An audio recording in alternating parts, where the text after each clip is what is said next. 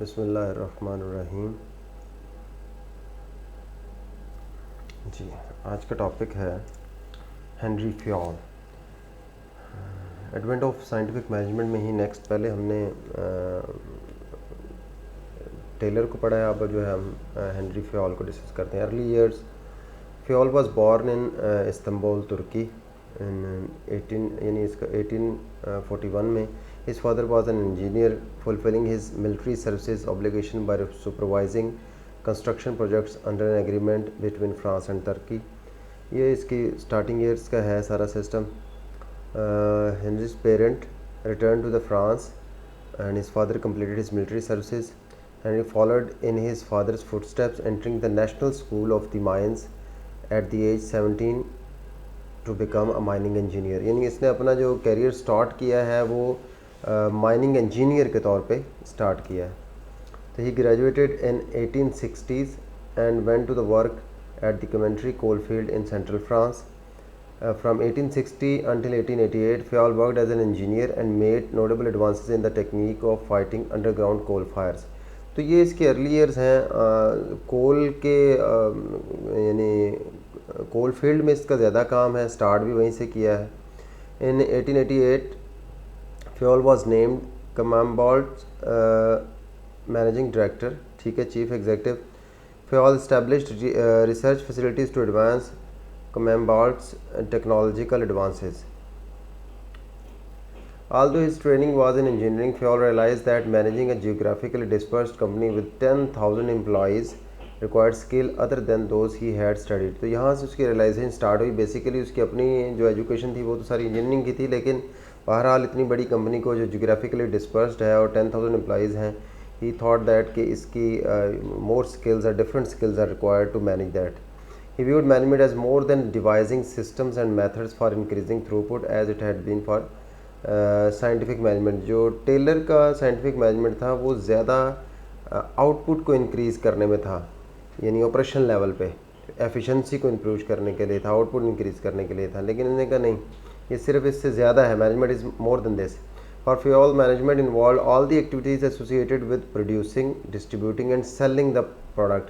वो प्रोड्यूसिंग तक था उसकी ज़्यादा फोकस, लेकिन इसमें सेलिंग और डिस्ट्रीब्यूशन भी Fayol ने की अंडरस्टैंडिंग ये थी कि ये चीज़ें भी मैनेजमेंट का पार्ट हैं। A manager needed to be able to formulate plans, organise plant and equipment, deal with people and much more engineering schools had never taught such skills. यानी एट दैट टाइम जो है वो engineering schools में ये चूँकि इतनी advancement नहीं थी मैनेजमेंट साइंस में, ठीक है जी। In this simplest statement Fayol was beginning to distinguish between managerial ability and technical knowledge। By 1908 Fayol's thinking had evolved further। Addressing the society of mineral industry, he noted that the effect of management on business activities was not fully understood and that technical expertise can be completely destroyed by defective administrative procedure।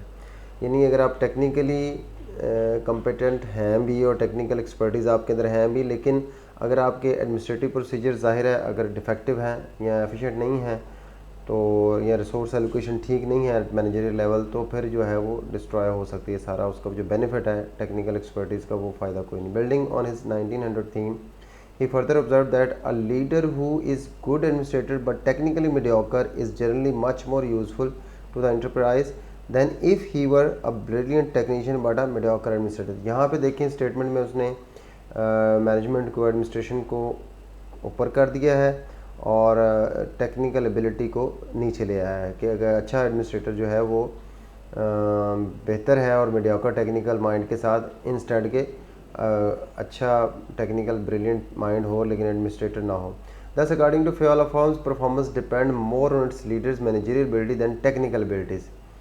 In this same address, Fayol also presented an early list of management principles including unity of command, hierarchical transmission of order, separation of power among distinct department and centralized decentralization। ये जितने भी management की दूसरी चीज़ें हैं उसके ऊपर भी उसने काम करना स्टार्ट किया। In addition to these and other principles, Fayol spoke of foresight, the act of forecasting, planning and budgeting। ठीक है, ये भी देखें ना, Fayol उस वक्त से उसने एग्जैक्टली इस शेप में नहीं, लेकिन उसने इसको डिस्कस करना स्टार्ट कर दिया। He also stress the value of organisation chart, meetings and reports and an accurate and rapid accounting system.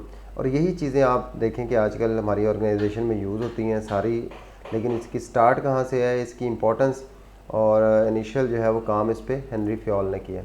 Fayol's masterpiece, उसकी फर्स्ट जो पब्लिकेशन थी that was in 1916, republished in book form the next year. It was known throughout France as a catechism for the chief executive's education. Catechism है जैसे religious instructions होती हैं ना, उनके लिए ये वर्ड यूज़ होता है। तो यानी कि एक आप समझ लें जैसे एक रिलीजियसली कुछ चीज़ को फॉलो करना होता है ना, तो एग्जेक्टिव एजुकेशन के लिए इस बुक को इतनी इंपॉर्टेंस दी गई। Fiolism became as firmly entrenched in France management thinking as Taylorism had become in the United States. यानी फ्रांस में फ्योल था और यूनाइटेड स्टेट में टेलर, तो दे were the prominent management gurus आप कह लें, या कंट्रीब्यूटर या thinker. Dissemination of Fayol's ideas beyond France was initially slowed by World War I, and it was almost 4 decades before his originality was appreciated outside a small circle of scholars in Europe and Great Britain.